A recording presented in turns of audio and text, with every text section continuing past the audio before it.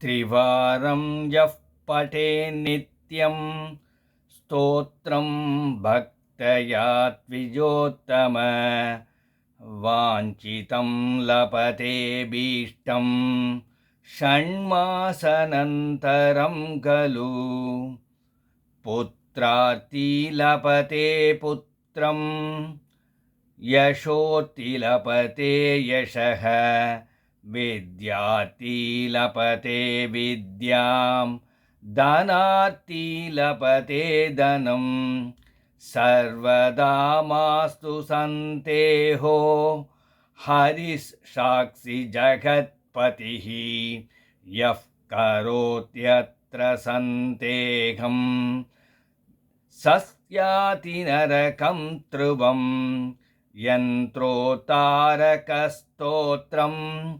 षोडशश्लोकसंयुतां श्रवणं कीर्तनं वा सर्वपापैः प्रमुच्यते इति श्रीव्यासराजकृत यन्त्रोद्धारक हनुमन्तस्तोत्रं सम्पूर्णम्। श्रीकृष्णार्पणमस्तु।